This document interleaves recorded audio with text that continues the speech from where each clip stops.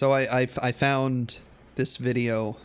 I was looking for some low-hanging fruit just to get me back into the swing of things. So who do I pick up? Who do I search up? None other than Prager you. Thank you, Jose. Welcome to the stream. But Prager you posted a video today, actually, saying that teachers are training Marxist revolutionaries. One thing I've seen on the right is that they don't know what the fuck Marxism is or what a revolutionary is, and so they throw that word around to try and scare people and fearmonger, but they don't even have the balls to do it. Looking at this opening frame, I haven't pre-watched this, but looking at this opening frame, they blurred out student and revolutionaries and whatever this is. Why? If you're calling them Marxist revolutionaries, why not say it with your chest? I don't know. Maybe they're blurring some sort of logo or something so they don't get a copyright strike. Who knows? But let's take a look and see what they have to say. I have 180 days to turn them into revolutionaries. How do you do that? How do you scare the out of them? Yeah. Sacramento organization that is under the banner of Antifa is very loosely organized, right? So that when there is like right-wing rallies and stuff, then we'll create an opposition to that. I find it right, me too. I find it hilarious that they look at Antifa, which is just an ideology, just a way of a method of belief, being anti-fascist. And one, they look at it as like it's some sort of super soldier organization, but two, that it's in any way Marxist or leftist to simply be anti-fascist. All that Antifa means is anti-fascism. It's not inherently leftist. It's just not extreme right-wing. It's just being against the most right-wing portions of our country, I guess, our politics. Yeah. Beautiful. Where would he go to connect to some of these organizations? I post a calendar every week. Awesome. And then so it's. Wait, why are they zipping and zooming around this video? Where would you go to organize to connect with these kinds of organizations?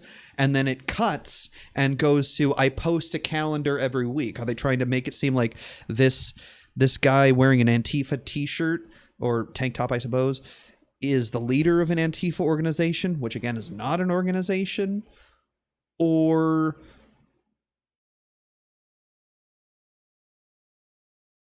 are they trying to hide the fact that he said it's not an organization, so there's no way to connect with them, that it's just a group of like-minded people that end up showing up to rallies and protests? Now, there are people that are studied in and are able to protest effectively and know the proper way to do it safely, but that's different than being an organized group or an organization of Antifa. And I do it for extra credit, so they get points for doing it. So that encourages them to do it. And I've had students. Encourages them to do what? They cut out what he's encouraging them to do. He just said, I post a calendar every week. And then he encourages them to do it without specifying what it is, at least in this video, for extra credit. Is it what? Go to a protest, attend some sort of meeting, or what? They don't specify. This is just patently fear-mongering bullshit. Students show up for protests, community events, tabling, food distribution, all sorts of things. So volunteer work. Okay, so they did specify here. They said, I've had students show up to go to protests, community events, tabling, food distribution. Other than protests, that's just volunteer work. So that's not being Antifa, that's just doing charity work. Distribution, all sorts of things. When they go, they take pictures, they write up a reflection. I like when they go, not what he said, to Antifa events. He didn't specify that. When they go, I'm assuming to these volunteer efforts, these charity events, but they label it as Antifa events to scare, not you, but to scare people. That's their extra credit. Like I have an Antifa flag on my wall, and a student complained about that, and he said it made him feel uncomfortable. Well, this is meant to make fascists feel uncomfortable. So if you feel uncomfortable, I don't really know what to tell you. Like maybe. Based. Having an Antifa flag is not the same as having a picture of Mao on your wall or a picture of Stalin or even the Soviet flag. It's just an Antifa flag, being anti-fascist. And as we all know, fascism is a bad thing unless you're a fascist. Maybe you shouldn't be aligning with the values that this is antithetical to. So the Cultural Revolution in the 60s was fixing the problem that came about after the economic one. It ultimately failed. Okay, so he does have a picture of Mao on his wall, I suppose. And a swastika? Why? I'm surprised they're not zooming in on this, but they're showing the picture of Mao. There was a lot of excesses. People were definitely shot in the streets that probably shouldn't have been. Your tax dollars at work. Look at that. He's able to acknowledge the shortcomings and problems with the Cultural Revolution in China. It's almost like he's willing to acknowledge bad things, but say that good things happened alongside it, instead of just hyper-focusing on the bad things or hyper-focusing on the good things like a lot of tankies do. Dude seems pretty well-rounded, if you ask me. That was a public high school AP government teacher in Sacramento, California. He's an AP teacher, so that's college-level courses. This is not your fucking base core credit class in high school that you have to take to graduate. This is a volunteer extra, like, above board class that you can take for college credit. It's a college class. Okay? Not every student that goes to that high school is going to be going through his classroom. Unfortunately, this teacher's aspirations are by no means a rogue event. Ever since Karl Marx, many educators have become enamored with the cult of revolution. It's no coincidence. Marx demands that the intellectual class, the professors of law, sociology, history, women's studies, anthropology, journalism, and so on, come out of the ivory tower and join the barricades, to see themselves not as the preservers of the dusty past, but the creators of a new and glorious future. Why are you phrasing that like it's a bad thing? That educators and people that are learned in particular topics view themselves as separate than the rest of the country, than the rest of the people. Isn't that some like a conservative value that teachers and professors are no better than the rest of us, so they shouldn't think themselves better? What? I've heard conservatives say that all the time. Why are you saying that like it's a bad thing? That's something that I'm betting, if you weren't making propaganda for Prager, exactly, the intellectual class, even though Marx only ever talked about the proletariat and the bourgeois, not some the intellectual class. It's the working class and the owning class. Where as far as I'm aware, now I haven't read all theory, but as far as I'm aware, those are the two classes he mainly concerned himself with. There was no intellectual class. The lure has proven to be very strong, and it's not hard to understand why. How much more meaningful, exciting, and romantic to see yourself as an agent of change rather than a mere academic. Doesn't that what you see yourself as? What's your name? What's your name? Brad Thompson. What are you? Professor of Political Science at Clemson University. Isn't that what you see yourself as? By making propaganda for Prager, you see yourself as an agent of change, trying to influence the minds of young people into believing conservative values rather than progressive values? You're a professor. So you being a conservative professor, I guarantee you see yourself as some sort of agent of change in these leftist schools across the country. Meaningful, exciting, and romantic to see the young people who fill up your classroom as potential soldiers in the cause. Send them into the world with the same revolutionary spirit, the same disgust toward bourgeois middle-class values that... Bourgeois middle-class values. I'm sorry, the bourgeois are not the middle class. The bourgeois are the owning class. When Marx and leftists at large talk about the bourgeois, they're not talking about Joe Schmo down the street that owns his own lawn care business that employs himself. They're talking about the people that own massive corporations like Apple or Tesla or Facebook or Twitter or Lockheed Martin or Walmart. Those aren't middle class people. Those bourgeois are incredibly wealthy, but you're lumping them together because sure, you have the petite bourgeois, which is Joe Schmo down the street with a lawn care business who does all the work himself and uses his own lawnmower. He may be middle class, but the bourgeois that Marx refers to, and leftists at large refer to, the ultra wealthy owning class that own industry in America and I guess across the world. You feel, and you've done your job. And we must give these lecture hall revolutionaries their due. Look around. For the most part, they've succeeded. Drill How? into any current leftist movement, environmentalism, critical race theory, the mass. Define critical race theory. Define critical race theory, because it's not white people bad. But I will give him this. He's talking about college professors teaching CRT. And it would have to be a college professor teaching CRT for them to actually be teaching critical race theory. CRT is not slavery was bad. CRT is not segregation and redlining were bad. CRT is not even segregation and redlining led to disparate economic outcomes for people of color in America. That's not CRT either. It's a collegiate level legal analysis of reality, I believe. So I guess I will give him that he's talking about at least college professors teaching CRT instead of a middle school teacher like they usually are.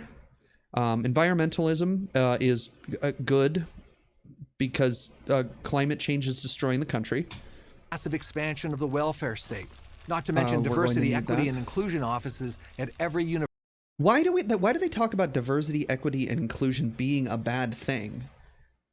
I'm pretty sure in a lot of areas, especially in major cities, diversity, equity, inclusion would work in conservatives' favor, considering that most people that do the hiring in major cities tend to be at least moderately politically progressive. And if you're considered a conservative in this country nowadays, you're very far right. That might help you get a job, but why do they talk about it like it's a bad thing? Like it's a dirty word. University and a major corporation, and you will find Marxism at its core, a contempt of the Enlightenment and the Judeo-Christian value system from which Marxism was built on Enlightenment values. It's not even particularly anti-theist, but it's very much an embodiment of Enlightenment values, democracy, freedom, and things of that nature. It just talks about the workers owning the means of production rather than the bourgeois. capitalism springs. Marx's most famous call to action. Capitalism does not spring from Enlightenment values or Judeo-Christian values. I grew up Christian. Jesus talked about not charging interest and helping the poor and the hungry and the downtrodden, and capitalism flies in the fucking face of that. But secondly, Enlightenment values like democracy. In what way is a capitalist company democratic at all? That's what Marx talked about, is moving, bringing democracy into economics, into business, so that it's not just one capital owner at the top that owns everything. Action. Workers of the world unite. Yes. Was not, of course, to the professoriate, but to the laboring class. That didn't work out so well. Professoriate. Professoriate. Is that even a word?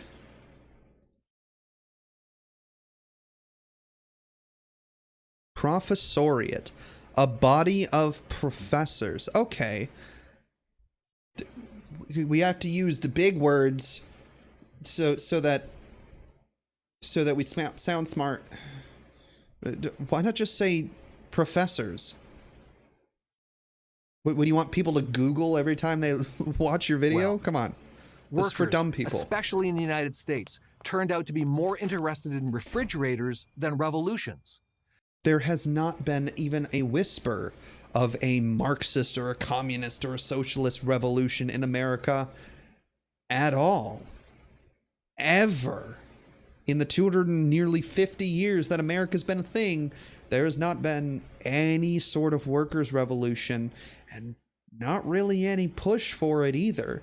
Think about the number of people in your life that you know. Think about this, because a lot of people on Twitter LARP about being revolutionaries and wanting to take on the state and take on the bourgeois and having a socialist revolution. Think about it. Think, how many people do you know in your own personal life that you have met organically in person? Not online, not on Twitter or on TikTok where the algorithms all feed you together into the same cesspool. In real life, how many people do you know that you have met that are actually socialists? Actually communists, anarchists, anarcho-syndicalists, whatever. How many people? Personally, I know one person that I have met in real life, and I'm not going to dox them, but I know one person that I've met in real life that is actually a socialist. I know a lot of progressives. I know a lot of sock dems, but it's, and I know a fuck ton of liberals, but it's not the liberals and progressives and sock dems that are going to be fighting this hypothetical revolution. It's going to be actual, were there to be one, it would be actual socialists. It would be actual communists and anarchists, not liberals. These people think working class means people who get their hands dirty. Exactly. I was arguing with somebody on TikTok. Yes, I know. But I was arguing with somebody on TikTok that was talking about eat the rich. And we're talking about, it was somebody stitched a video that said, when we say eat the rich, we're not talking about you. Yes, exactly. I've never met a socialist IRL. I've met one. I'm very open about being a socialist in my social life, and I get a lot of weird looks and people have weird reactions to it, but I've met one. But I was arguing with somebody on TikTok. It was like, when we say eat the rich, we're not talking about your dad that makes $100K a year and drives a BMW. And then the Stitch was like, yes, we are. He's rich. And I'm like, my dad makes $200,000 a year, but he's still proletariat. He still works for his money. He works in IT. So yeah, he's very well compensated, but he's not part of the owner class. He's not the rich that we're talking about. Obviously much easier to find them online, but IRL, they're pretty rare, it seems. Absolutely. It is 100%. It's very rare to find them because not a lot of people know what socialism is. But a lot of people on the left seem to think that if you're rich, you're bourgeois, because they've never actually read Marx or even done any sort of research into his theories. They just think socialism is cool because that's what all the kids online are talking about. Being rich does not mean you're not working class. Owning the means of production means you're not working class. You can be very well compensated. You can be very comfortable, but you don't get rich by being working class. You can't get rich without owning the means of production, especially nowadays. But, back to the video, there isn't some sort of revolution that they're trying to get people to sign up for, because there just aren't that many socialists and communists that were actually up for the task, because liberals and sock dems aren't. They're just like, yeah, we'll vote blue because those people represent me. I'll vote blue because, like I said in my anti-electoralism rant, they're better than the other team, but they don't represent me. But the sock dems and liberals, they do represent them. And they think that's the way to make change. There isn't some massive conglomeration of people that are chomping at the bit for a revolution and getting people to sign up. The store with the refrigerators, that is the status quo. That is the norm. That's what people know, and that's what the majority of people are comfortable with. So of course they're going to want to go buy a refrigerator at a store than sign up for some hypothetical revolution, which doesn't actually happen on the streets of America anyway. The only barricade they were passionate about was a white picket fence in front of a green suburban lawn. poor, benighted souls, the appeal of Marxism was somehow lost on them. Maybe because they did. I'm not going to let you, I'll let you finish in a second, but maybe because they weren't told what Marxism is actually about. They were lied to about what Marx actually believes. We were all taught growing up, if you lived in America at least, I know I was, that socialism, I forget the name of the comedian that said this, but he's also a political speaker, but socialism is when the government does stuff. And the more stuff it does, the more socialist it is. And if it does enough stuff, then it's communism. They were taught that socialism is bad. Look at Venezuela. That's what socialism is, and they're eating rats and starving in the streets. Look at China. Look at how oppressed they are. Look at North Korea. They're communist. Look at how bad that is. When none of those countries are actually socialist or communist. The closest one there is Venezuela, and that's just because they nationalized their oil industry, and then the U.S. fucked them into the situation they're in now. But that's the closest that any of those countries have to do with socialism or communism. But we were taught that these bad places are what communism is, or what socialism is. And so we were conditioned from as young as we were able to conceive of the concept that socialism bad, that communism bad. So of course they're not going to be chomping at the bit to read Marx to join some communist revolution. Of course not. Didn't go to college. But the intellectual they didn't class go to college. Never lost. They're not, again, there it is again with the intellectual class. They're not teaching Marxism in college. They're not teaching unless you take specific classes on it, they're not teaching the theories and the ideas that Marx talked about in his writings at all in college, unless you take electives about it. The intellectual class. Even after Stalin, even after Mao, even after Castro wrecked Cuba, even after Pol Pot. Castro wrecked Cuba. Now, I'm not saying everything that he did was right, but they have better health care, infant mortality, maternal mortality than we do. Murdered millions of his fellow Cambodians, even after Hugo Chavez destroyed the strongest economy in South America. The academic elite remained true believers. Chavez. Wasn't Chavez Venezuela? Hugo Chavez. Former president of the Republic of Venezuela. Funny thing is, it wasn't Chavez that destroyed their country. It was U.S. Western, I suppose, imperialism. When they wanted us to pay fair market value for their oil, we tariffed and embargoed the shit out of them and stole from them to drive them into economic despair and destroyed their economy to try and get them beholden to U.S. business interests because they nationalized their fossil fuel industry. Indeed. And of course, they're doing the communism 100 billion million dead Black Book of Communism meme here. In a world without faith, where God is dead, Marxism has become, in effect, a substitute religion. Wrong. They don't. Okay, that looks like it's the end of the video. Marxism is not a religion. What the fuck?